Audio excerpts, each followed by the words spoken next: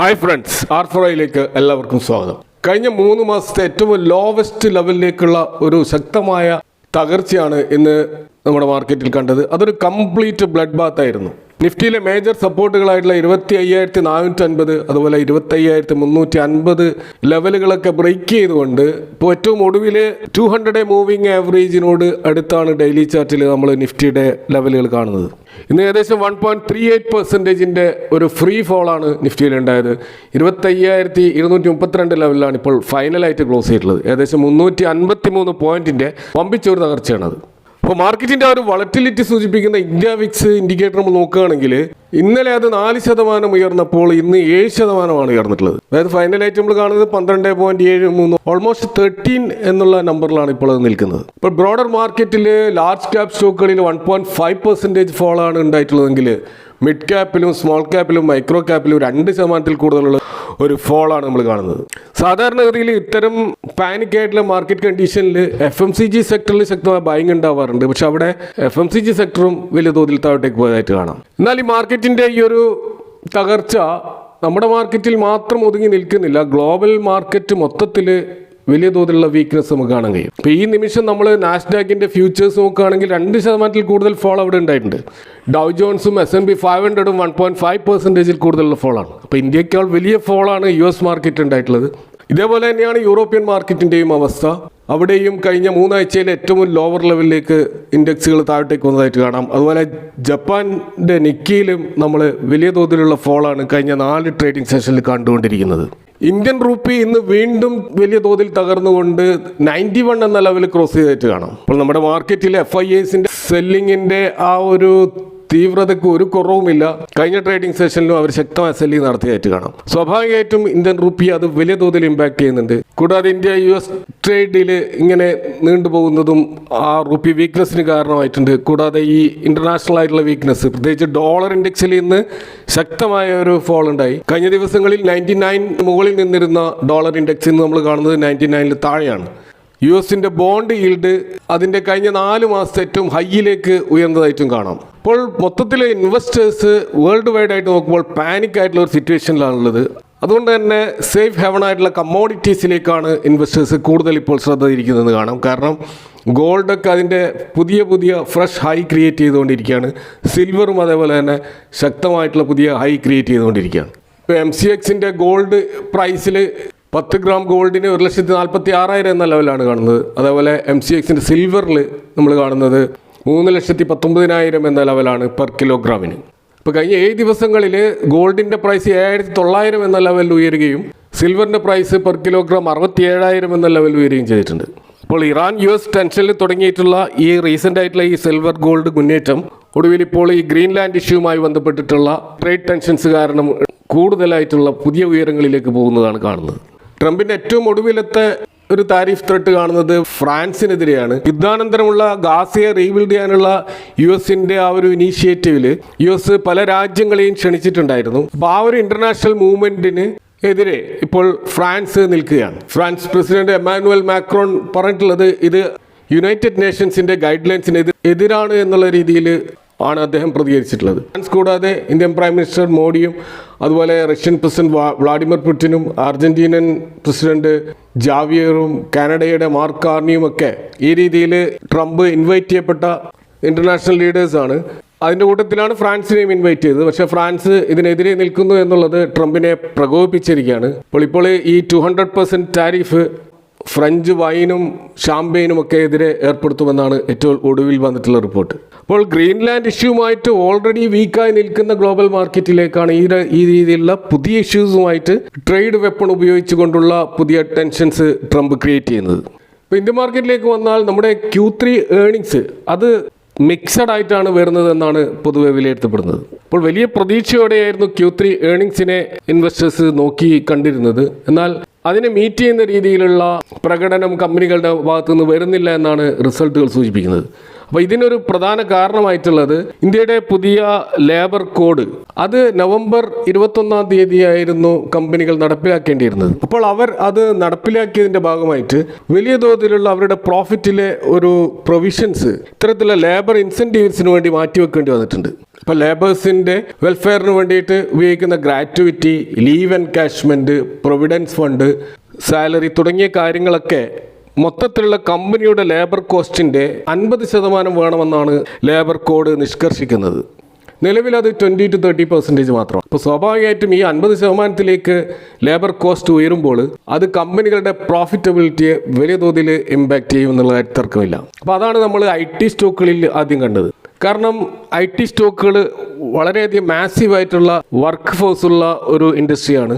ഏറ്റവും അധികം employees work ചെയ്യുന്നത് അവിടെയാണ്. അതുകൊണ്ട് തന്നെ ഈ ഒരു ലേബർ കോഡ് ഏറ്റവും അധികം ഇമ്പാക്റ്റ് ചെയ്തത് IT സെഗ്മെൻറ്റിലാണ്. ഇപ്പോൾ TCSൻ്റെ റിസൾട്ടിൽ 14% ഫോൾ ഉണ്ടായി. ഏകദേശം 2128 കോടിയാണ് അവർ ഈ ലേബർ വെൽഫെയറിന് വേണ്ടി മാറ്റിവെച്ചിട്ടുള്ളത്. അതുപോലെ ഇൻഫോസിസ് 1289 കോടി മാറ്റിവെച്ചു. അപ്പോൾ അവർക്ക് 2.2% അവരുടെ പ്രോഫിറ്റിൽ ഇടിവുണ്ടായി. HCL ടെക് 956 കോടി രൂപ മാറ്റിവെച്ചപ്പോൾ 11% ഇടിവാണ് പ്രോഫിറ്റിലുണ്ടായത്. LTIMindtree 590 കോടി മാറ്റിവെച്ചപ്പോൾ 31% ശക്തമായ ഫോൾ അതിലുണ്ടായി. വിപ്രോയിൽ 303 കോടി മാറ്റി വെച്ചപ്പോൾ 7% ഫോൾ അവരുടെ നെറ്റ് പ്രോഫിറ്റിലുണ്ടായി. വ്യത്യസ്തമായ കാര്യങ്ങൾ നമുക്ക് കാണാൻ കഴിയും. ഇപ്പോൾ ടെക് മഹീന്ദ്ര 272 കോടി രൂപ മാറ്റി വെച്ചെങ്കിലും അവരുടെ ശക്തമായ ബിസിനസ് ഗ്രോത്ത് കാരണം 14% പ്രോഫിറ്റ് അവർ എന്നിട്ട് പോലും ക്രിയേറ്റ് ചെയ്തു. പക്ഷേ ഈ ഒരു മാറ്റിവെക്കൽ ഇല്ലായിരുന്നുവെങ്കിൽ പ്രോഫിറ്റ് ഇതിലും ഉയരുമായി. അതുപോലെ ടാറ്റ എലക്സി നോക്കുകയാണെങ്കിൽ 95 കോടിയാണ് മാറ്റിവെച്ചതെങ്കിലും അവരുടെ പ്രോഫിറ്റ് ഇമ്പാക്റ്റ് എന്ന് പറയുന്നത് 45% മുകളിലാണ്. ഇതേപോലെ പ്രൈവറ്റ് ബാങ്കുകളിലും ഈ ഒരു ഇമ്പാക്റ്റ് കാണാൻ പറ്റും. ഇപ്പോൾ HDFC 800 കോടി രൂപ ഇതേപോലെ നടപ്പിലാക്കാൻ വേണ്ടി മാറ്റിവെച്ചിട്ടുണ്ട്. എങ്കിൽ പോലും അവരുടെ ശക്തമായ ബിസിനസ് കാരണം അത് അവരുടെ പ്രോഫിറ്റിന് ഇമ്പാക്റ്റ് ചെയ്തിട്ടില്ല. 11% profit growth year on year അവർക്ക് ഉണ്ടാക്കാൻ കഴിഞ്ഞിരുന്നു. എന്നാൽ യെസ് ബാങ്ക് നോക്കുകയാണെങ്കിൽ അവരുടെ പ്രൊവിഷൻസ് 155 കോടിയാണ് ഇങ്ങനെ മാറ്റിവെച്ചത്. അപ്പോൾ ഇത് മാറ്റിവെച്ചില്ലായിരുന്നുവെങ്കിൽ അവരുടെ പ്രോഫിറ്റ് 1000 കോടിക്ക് മുകളിൽ വരുമായിരുന്നു. അതുപോലെ ICICI ബാങ്കിൻ്റെ 145 കോടി അവർ മാറ്റിവെച്ചു. അത് ഓൾറെഡി അവർക്ക് RBIയുടെ പ്രൊവിഷൻസ് വേറെയും ഉണ്ടായിരുന്നു. അങ്ങനെ മൊത്തത്തിൽ അവരുടെ ബിസിനസ്സിനെ വലിയ തോതിൽ ഇത് ഇമ്പാക്റ്റ് ചെയ്തിട്ടുണ്ട്. അതുപോലെ RBL ബാങ്ക് 32 കോടി രൂപ മാറ്റിവെച്ചു. ഇത് അവരുടെ പ്രോഫിറ്റിനെ സാരമായി ബാധിച്ചെന്നാണ് കമ്പനി പറയുന്നത്. കൂടാതെ ഫെഡറൽ ബാങ്ക് 20 കോടി രൂപ മാറ്റിവെച്ചിരുന്നു. അവരുടെ പ്രോഫിറ്റിനെയും ഇത് ബാധിച്ചതായിട്ടാണ് കമ്പനി രേഖപ്പെടുത്തുന്നത്. അപ്പോൾ IT സെക്ടറിലും പ്രൈവറ്റ് ബാങ്ക് സെക്ടറിലും അവർ ഓൾറെഡി പല കമ്പനികളുടെയും റിസൾട്ട് വന്നതുകൊണ്ട് ഈ ഒരു മാറ്റിവെക്കലിൻ്റെ ആ ഒരു ഇമ്പാക്റ്റ് നമുക്ക് കൃത്യമായിട്ട് മനസ്സിലാക്കാൻ കഴിഞ്ഞു. ഇനിയും കുറേ കമ്പനികളുടെ റിസൾട്ടുകൾ വരാണ്ട് IT സെക്ടറിൽ കൂടാതെ ലേബർ ഇൻറ്റൻസീവ് ആയിട്ടുള്ള പല സെക്ടറുകളുമുണ്ട്. ഇപ്പോൾ മാനുഫാക്ചറിങ് സെഗ്മെൻറ്റിൽ ഹാവെൽസ് ഇന്ത്യ, ഭാരത് ഫോർജ് പോലെയുള്ള കമ്പനികളുടെ റിസൾട്ടിനെ ഇത് ഇമ്പാക്റ്റ് ചെയ്തിട്ടുണ്ടെന്നാണ് പറയുന്നത്. കൂടാതെ ഇനി വരാൻ പോകുന്ന ടെക്സ്റ്റൈൽ സെഗ്മെൻറ്റ് പോലെയുള്ള പല ലേബർ ഇൻറ്റൻസീവ് ആയിട്ടുള്ള സെക്ടറുകളിലൊക്കെ ഇതിൻ്റെ ഇമ്പാക്റ്റ് ഉണ്ടാകുമെന്നാണ് പൊതുവെ ലഭിക്കുന്ന സൂചന. ഇത് കൂടാതെ ഈ പുതിയ ലേബർ ലോയിൽ ഗിഗ് എക്കണോമി അഥവാ ഗിഗ് വർക്കർ അല്ലെങ്കിൽ ഫ്രീലാൻസ് വർക്കേഴ്സിൻ്റെ അല്ലെങ്കിൽ ഇൻഡിപെൻഡൻറ്റ് കോൺട്രാക്ടേഴ്സിൻ്റെ ലേബർ വെൽഫെയർ ആക്ടിവിറ്റീസിലും ഇതേപോലെ പ്രൊവിഷൻസ് മാറ്റിവെക്കണമെന്ന നിർദ്ദേശമുള്ളതിനാൽ ഈ സൊമാറ്റോ, സ്വിഗ്ഗി പോലെ ഫുഡ് പ്ലാറ്റ്ഫോം ബിസിനസ്സുകളിലും ഇതിൻ്റെ ഇമ്പാക്റ്റ് ഉണ്ടാകും. അവിടെ പെർമനൻറ്റ് എംപ്ലോയീസ് ഇല്ലെങ്കിലും ഈ ഫ്രീലാൻസ് വർക്കേഴ്സിന് ഈ രീതിയിലുള്ള പ്രൊവിഷൻസ് നൽകണമെന്നുള്ള നിർദ്ദേശം അവിടെ ഉണ്ട്. അപ്പോൾ അവരുടെ ഗ്രോത്ത് ഗൈഡൻസും ഇത് എഫക്റ്റ് ചെയ്യാനുള്ള സാധ്യതയുണ്ട്. എങ്കിൽ പോലും ജെഫ്രീസ് പോലെയുള്ള ഇൻ്റർനാഷണൽ ബ്രോക്കറേജ് പറയുന്നത് ഇതിൻ്റെ ഒരു ഇമ്പാക്റ്റ് 1 ടൈം മാത്രമായതുകൊണ്ട് തന്നെ ഇത് ഇനിയുള്ള ക്വാർട്ടറിൽ അത് ബാധിക്കാത്തത് കൊണ്ട് അടുത്ത ക്വാർട്ടർ കുറച്ചുകൂടി മെച്ചപ്പെടുമെന്നാണ്. അപ്പോൾ പെർമനൻ്റ് ആയിട്ട് നോക്കുകയാണെങ്കിൽ 0.1% മുതൽ 0.2% ഒരു ഇമ്പാക്റ്റ് മാത്രമാണ് ഓപ്പറേറ്റിംഗ് മാർജിനിൽ ഭാവിയിൽ അത് ഉണ്ടാക്കുക എന്നാണ് അവരുടെ റിസർച്ച് റിപ്പോർട്ടിൽ പറയുന്നത്. ഇനി നമ്മൾ നമ്മുടെ മാർക്കറ്റിൽ നിലവിലുള്ള ബ്ലഡ് ബാത്തിന് കാരണമായിട്ടുള്ള ഗ്രീൻലാൻഡ് ഇഷ്യൂയിലേക്ക് വന്നു കഴിഞ്ഞാൽ ഇപ്പോൾ സമാധാനത്തിനുള്ള നോബൽ സമ്മാനം തനിക്ക് ലഭിക്കാത്ത പക്ഷം ലോകത്ത് സമാധാനം ഉണ്ടാക്കേണ്ട ആവശ്യമില്ല എന്നാണ് നോർവേ പ്രധാനമന്ത്രിക്ക് അയച്ചിട്ടുള്ള കത്തിലൂടെ ട്രംപ് വ്യക്തമാക്കിയിട്ടുള്ളത്. അമേരിക്കയ്ക്ക് എന്താണോ ഭാവിയിൽ വേണ്ടത് അതിനെക്കുറിച്ച് മാത്രമാണ് താൻ ചിന്തിക്കുന്നതെന്നും ട്രംപ് ആ ലെറ്ററിൽ പറയുന്നുണ്ട്. ഇപ്പോൾ ഗ്രീൻലാൻഡിനെ സംരക്ഷിക്കാൻ ഡെൻമാർക്കിന് കഴിയില്ലെന്നും അതുകൊണ്ട് എല്ലാ യൂറോപ്യൻ കൺട്രീസും ഇത് അമേരിക്കയ്ക്ക് കൈമാറണമെന്ന രീതിയിലാണ് ട്രംപിൻ്റെ അവകാശവാദം. അപ്പോൾ അതിനെ എതിർത്ത 8 യൂറോപ്യൻ രാജ്യങ്ങൾക്കെതിരെയാണ് ഇപ്പോൾ 10% താരിഫ് അദ്ദേഹം ഫെബ്രുവരി 1 മുതൽ ഇംപ്ലിമെൻറ്റ് ചെയ്യാൻ പോകുന്നത്. കൂടാതെ ജൂലൈ 1 ഇതിൻ്റെ ഫൈനലായിട്ടുള്ള റിസൾട്ട് തന്നിട്ടില്ലെങ്കിൽ 25% താരിഫ് ഏർപ്പെടുത്തുമെന്ന ഭീഷണിയും അവിടെ നിലനിൽക്കുന്നുണ്ട്. എന്നാൽ ഇതിനെ ഈ 8 രാജ്യങ്ങൾ സംയുക്ത പ്രസ്താവനയിലൂടെ യൂറോപ്യൻ യൂണിയൻ അടക്കം രംഗത്ത് വന്നിരിക്കുകയാണ്. അപ്പോൾ ട്രംപ് അധികാരത്തിൽ എത്തിയതിനു ശേഷം യൂറോപ്യൻ സഖ്യകക്ഷികളിൽ നിന്ന് ലഭിക്കുന്ന ഏറ്റവും ശക്തമായ ഒരു ശാസനയാണിത്. ഇപ്പോൾ Denmark, Norway, Sweden, France, Germany, United kingdom, Netherlands, Finland ഈ രാജ്യങ്ങളാണ് ഈ സംയുക്ത പ്രസ്താവന പുറത്തിറക്കി അമേരിക്കൻ താരിഫിനെ തള്ളിക്കളഞ്ഞത്. തീർച്ചയായിട്ടും ഈ ഗ്രീൻലാൻഡ് താരിഫ് ഏതായാലും ട്രംപ് അതുമായിട്ട് മുന്നോട്ട് പോകുമെന്ന് ഉറപ്പാണ്.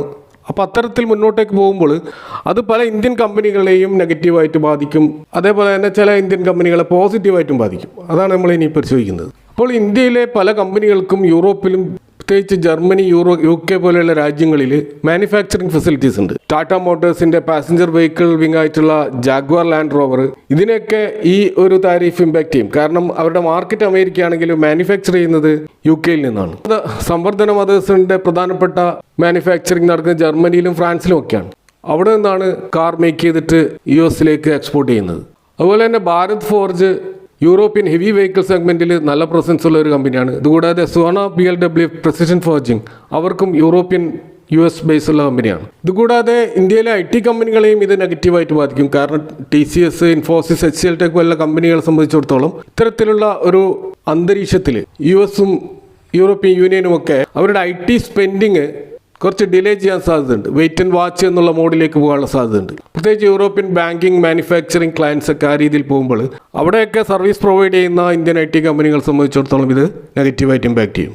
അതുപോലെ ലക്ഷറി സെഗ്മെന്റിലേക്ക് ഇപ്പോൾ ടൈറ്റാൻ പോലെയുള്ള കമ്പനികൾ അവർക്കും ഈ ബിസിനസ് നെഗറ്റീവായിട്ട് ഇമ്പാക്ട് ചെയ്യും. എന്നാൽ പോസിറ്റീവായിട്ട് ഇമ്പാക്ട് ചെയ്യുന്ന കാര്യം നോക്കുകയാണെങ്കിൽ ഈ US ഈ ഒരു യൂറോപ്യൻ ട്രേഡ് ഈ രീതിയിൽ അനിശ്ചിതത്വത്തിലേക്ക് പോകുമ്പോൾ പ്രത്യേകിച്ച് ഇപ്പോൾ 10% ഇനി 25% വരാൻ പോവുകയാണ്. അതുകൊണ്ട് തന്നെ യൂറോപ്യൻ യൂണിയൻ ഇന്ത്യയുമായിട്ടുള്ള അവരുടെ ഫ്രീ ട്രേഡ് എഗ്രിമെന്റ് ഇത്രയും സ്പീഡാക്കാനുള്ള സാധ്യതയുണ്ട്. അപ്പോൾ അത്തരം സന്ദർഭങ്ങളിൽ നമ്മുടെ ഫാർമ കമ്പനികൾക്ക് അത് വലിയ ഗുണം ചെയ്യും. ഡോക്ടർ റെഡ്ഡി ലാബ്സ് പോലെയുള്ള കമ്പനികൾ, അതുപോലെ തന്നെ ടെക്സ്റ്റൈൽ സെഗ്മെന്റിലുള്ള കമ്പനികൾക്കും അത് ഗുണം ചെയ്യും. അതുപോലെ ഇന്ത്യയിലെ സ്റ്റീൽ കമ്പനികളെ സംബന്ധിച്ചിടത്തോളം അത് ഗുണകരമായി മാറാൻ സാധ്യതയുണ്ട്. കാരണം യൂറോപ്യൻ സ്റ്റീല് എക്സ്പെൻസീവ് ആകുന്നതുകൊണ്ട് തന്നെ ഇന്ത്യൻ സ്റ്റീലിലേക്ക് ചിലപ്പോൾ US കമ്പനികൾ തിരിഞ്ഞേക്കാം. അപ്പോൾ ഏതായാലും നിലവിലുള്ള മാർക്കറ്റ് കണ്ടീഷനിൽ ബിയേഴ്സിൻ്റെ ഒരു ആധിപത്യമാണ് നമ്മൾ മൊത്തത്തിൽ കാണുന്നത്. അപ്പോൾ ഈ ഒരു ബിയറിഷ് ട്രെൻഡ് ഒരു ഷോർട്ട് ടേം ആയിരിക്കുമെന്നാണ് പൊതുവെ അനലിസ്റ്റുകൾ വിലയിരുത്തുന്നത്. അപ്പോൾ ഈ ഒരു കാറും കോളും ഒക്കെ അടങ്ങി ഈ ട്രേഡ് വാറൊക്കെ ഒരു സെറ്റിൽമെൻ്റ് ആകുമ്പോൾ തീർച്ചയായിട്ടും മാർക്കറ്റിൽ ശക്തമായൊരു തിരിച്ചുവരവ് കാരണമായേക്കും. നമ്മൾ കോവിഡ് ക്രാഷിൻ്റെ സമയത്തൊക്കെ ഉണ്ടായിട്ടുള്ള ഫോള് അനുസ്മരിക്കുമ്പോൾ അതിനുശേഷമുണ്ടായ റാലിയാണ് നമ്മൾ നോക്കേണ്ടത്. അപ്പോൾ ഈ സന്ദർഭങ്ങളിൽ നമ്മൾ വളരെയധികം അണ്ടർ വാല്യൂഡ് ആയിട്ട് ലഭിക്കുന്ന സ്റ്റോക്കുകളെ കൂടുതലായിട്ടുള്ള റിസർച്ചിലൂടെ കണ്ടെത്താൻ ശ്രമിക്കണമെന്ന് മാത്രം പറഞ്ഞു നിർത്തുന്നു. ഈ വിഷയങ്ങളുമായി ബന്ധപ്പെട്ട അഭിപ്രായങ്ങളും കമൻറ്റുകളും അറിയിക്കാം. Thanks for watching. Next time with another video.